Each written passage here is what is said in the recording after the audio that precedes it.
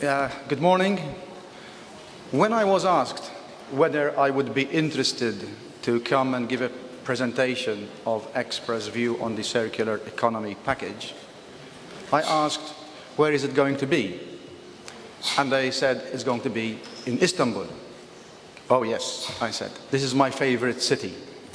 I have been here a number of times, not as many as I would have loved, but there is one time when I was in Istanbul where I can remember exactly the day, the time, and what happened next.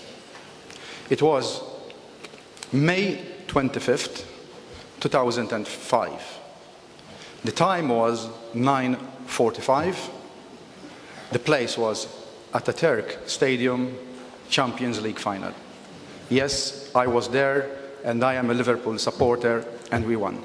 So Istanbul will always remain very close to my heart, if nothing else, for the beautiful history, the beautiful people, just for that particular event.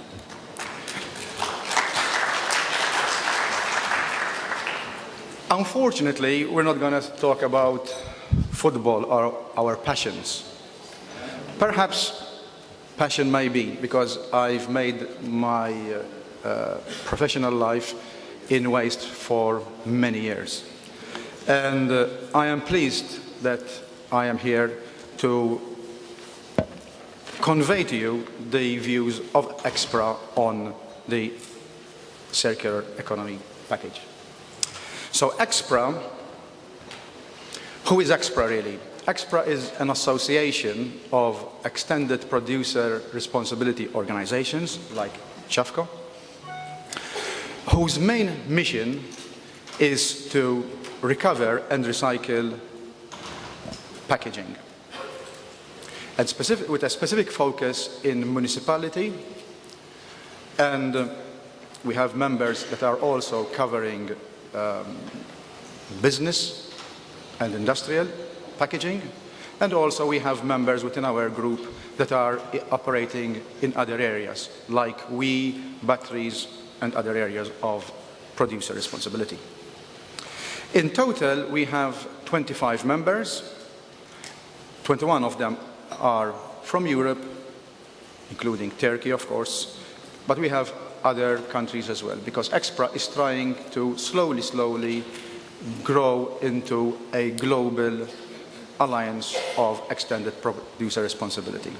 The purpose of today is not to talk about what is happening elsewhere in the world, but the model of EPR, which has originated in Europe, has attracted a lot of attention across the world, because the model, as I will hopefully explain to you, is fundamental for the topic we have today, the circular economy, because the EPR model does deliver results in what the European Commission is trying to achieve.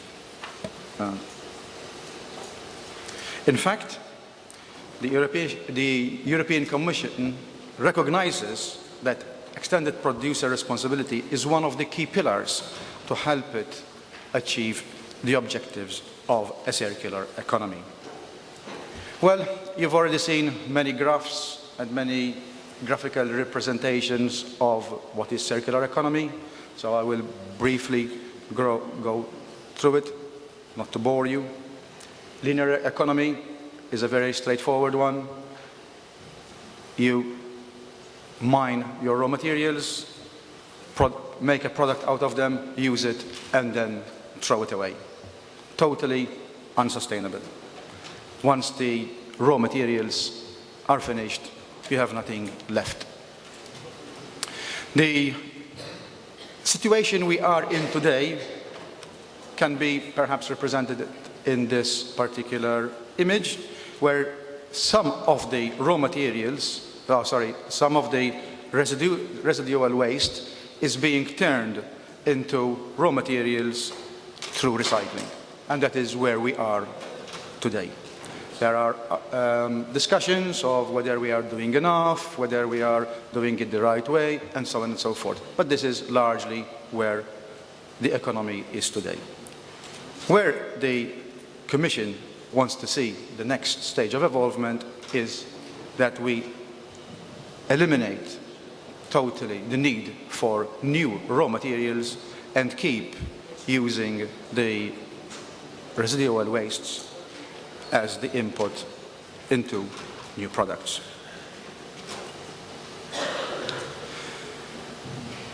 Why is the EPR model fits in well with the circular economy? Perhaps this diagram illustrates why. Because what EPR packaging recovery organizations are already doing today is they are instrumental in linking the main actors between fillers, producers, the community, waste recycling, and recovery of materials. It does all this already today. Some are doing it more successfully than others, and some may have different approaches, but by and large, this is what's happening. And this is a fundamental pillar if the circular economy is to be ever achieved. One of the materials that is being spoken of all the, before I come to this, the circular economy is not only about packaging waste, but I will focus my presentation on packaging waste. And one of the materials within that waste stream is plastics. And one of the reasons is that the recycling of plastics is considered to be insufficient and not enough. Even though that most of the European countries are achieving the minimum target of 22.5% currently in place.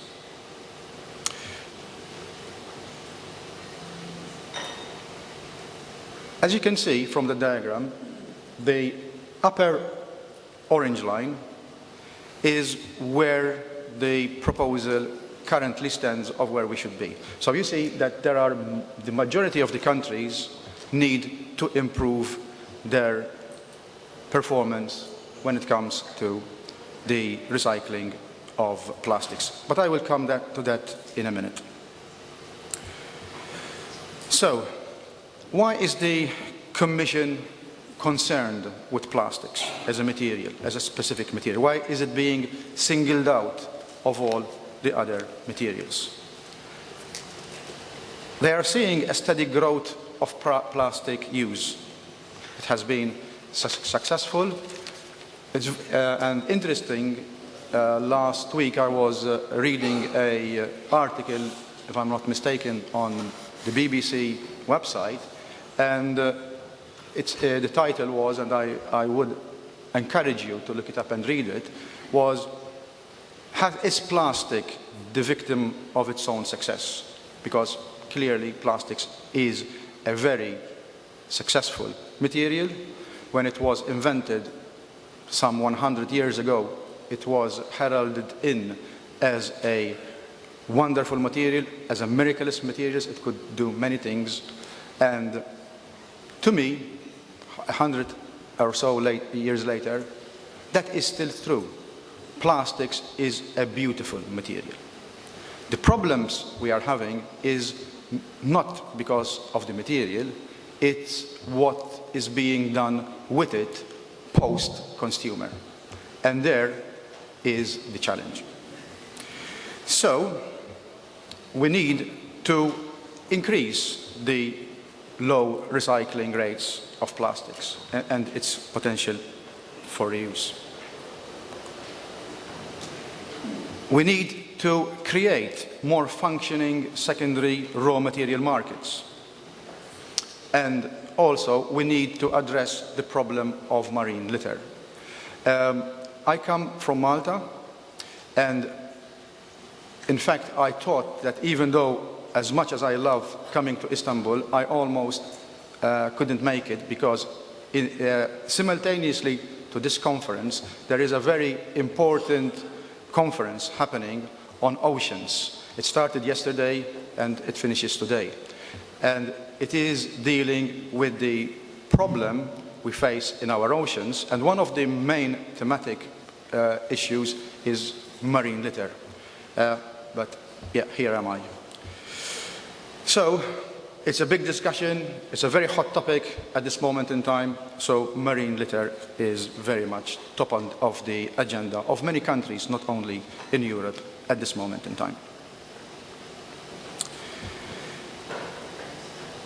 So, in terms of the circular economy package, how the Commission is seeing that it will start to deliver this. And at this moment in time, it is focusing mainly on the end of life of products. And it has dedicated much attention on improving or revising or upgrading the waste legislation surrounding waste. And we've heard about targets and changes there. I have a slide later on and we will discuss that. But similarly, whilst this is happening, there is the strategy on plastics. Again, plastics is not only limited to packaging plastics, it's much wider. The Commission is preparing a strategy on that. There is discussion, and I've heard this morning some references to it in various guises about modulated fees and how it can help bring about eco-design. Modulated fees basically means that if a product can be better recycled or easier recycled, why should it not have lower fees for compliance? By way of an example, I would mention smartphones. If you have two smartphones, one with a replaceable battery and the other one is with an inbuilt battery, the idea is that even though they are identical products and they should be, in terms of compliance fees, paying the same, one should be paying less because it's easier to replace a battery if it becomes faulty, or at the time of material recovery or recycling, it is far easier to remove the battery, put it in a particular waste stream, and the electronic device, the smartphone, in another waste stream. So why should they be paying the same? And this is a very hot discussion which is ongoing. Another one concerning packaging is the PET clear bottle, PET clear bottle. Why should they be considered the same as a multi-layered plastic or a composite material when PET is clearly much easier to recycle? So should they be paying the same? And this is a very big ongoing discussion at this moment in time.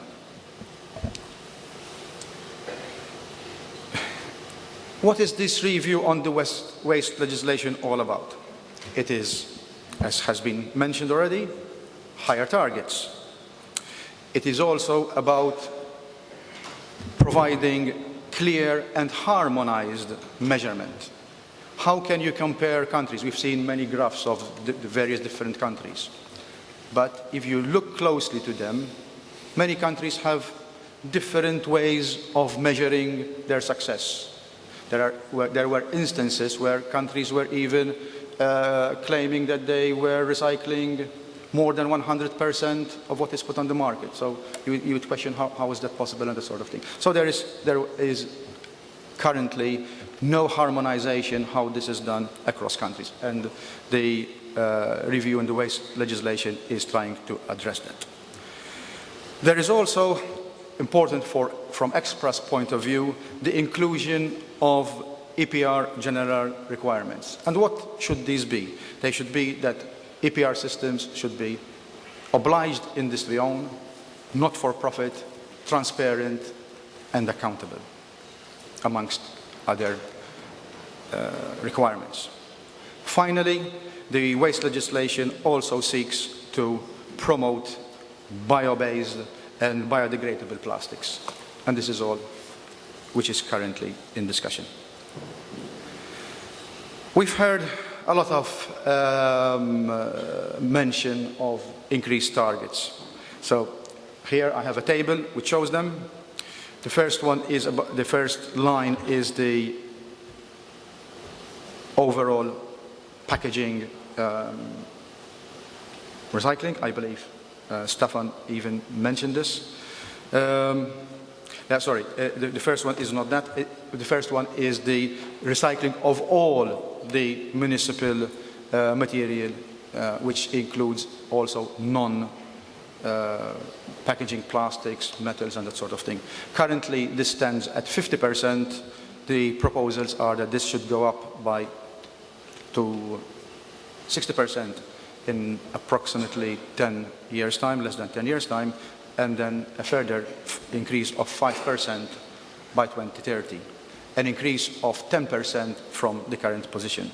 The overall recycling targets for packaging, currently it stands at 60%. The proposal is that it should go up to 65% and then up to 75% in 2030. But there are already discussions that this could be delayed a bit further. The biggest one is on plastics. As I mentioned, currently the material-specific recycling target for plastics stands at 22.5%, and here we see more than doubling of the target, 55%, even possibly going up to 60% 2030. And as we've heard, there are very different views of whether this is too ambitious or not ambitious enough, and yet a number has to be finally agreed upon.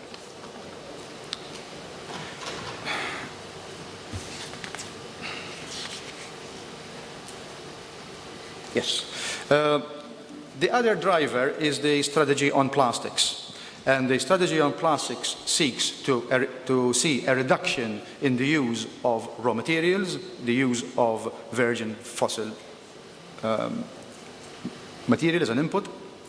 It sees to increase the recycling rate, and it sees also the need to increase the reuse of plastics. The secondary markets, they are not working as they should be. So the Commission is trying to influence how those could work better.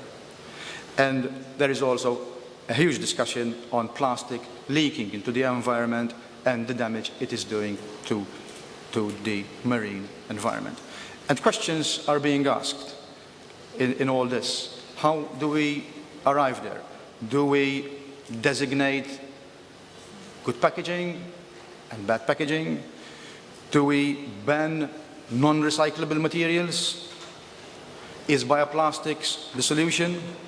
Should we penalize those who, for one reason or other, refuse to use recyclable materials? There's a whole lot of ongoing discussion on this. And should we introduce modulated fees? As I said, should almost identical products but being manufactured slightly different should be penalized because they are easier to recover, to recycle, for people to bring in for recycling? So this is a whole set of very important questions which the Commission is looking into and is appointing a consultant to come up with various different studies on these particular and pertinent questions.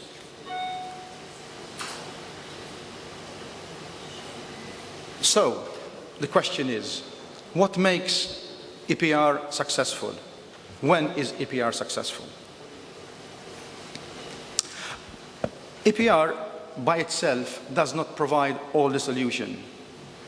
It is important, but it doesn't provide all the solutions. There are a number of other factors which need to be in place, like pay-as-you-throw, landfill taxes, and so on and so forth. So whilst EPR is very much an important driver, it cannot exist in isolation. The way it is designed, implemented and enforced needs to follow bad practices. From EXPRA's point of view, we have our 10 golden rules of what a proper or best practice EPR should be. And these include industry-owned, obliged industry-owned, not some investors, not anyone else, obliged industry and obliged industry alone. It should be driven not for profit. It is not a business in itself.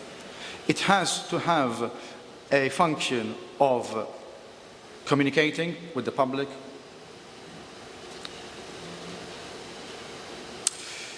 Important as well for the functioning of good EPR is that all actors are involved. It is the authorities, it is the retailers, it is the producers, waste management companies, and the public. These all need to be at least working closely with each other and ideally honest and truthful together. And finally, one big question which is often asked, should there be one EPR system in a country or in a territory, or should there be more? And I like to compare this with an example of the administration of a country. Do you have one government or do you have several governments? This week we saw an unfortunate example of a situation in Spain where you almost could argue that you have two governments within the same territory. And finally, coming to my final slide, the role of the consumer. The success of circular economy package all depends with the consumers, each and every one of us, in our role, not as a CEO of a packaging recovery organization, not as a student, not as a whatever we are doing in our day-to-day life, but as a citizen of planet Earth. And we need to embrace and believe that the irresponsible reuse of resources, as if there is no tomorrow, is fundamentally flawed. And unless we make the change in people's mind, we can never deliver a circular economy, because it requires that people doing the right thing. Recently, as I said, there is a big conference ongoing on marine litter at this moment in time, and I was asked, so how do you prevent the marine animals like whales, turtles, that they are having their internals contaminated with plastic bags, microplastics, and so on and so forth? How can you stop that? We should ban plastics, is one quick answer. But that is not the solution. The material is not the problem. The problem is the person who threw that in the, possibly not even in the ocean, but threw it in the street, in the countryside, and then it gets washed away into the marine environment. That is the problem. We need to stop that. We need to convince people that dispose of your material properly, and then many things can happen, including more recycling, because unless there is proper separation in place, good separation in place, it is difficult to achieve high recycling targets. Once they are contaminated, I believe it's a point that Stefan made, once they are mixed, it's difficult to recycle. So we need to convince the people out there to do the right thing. Thank you.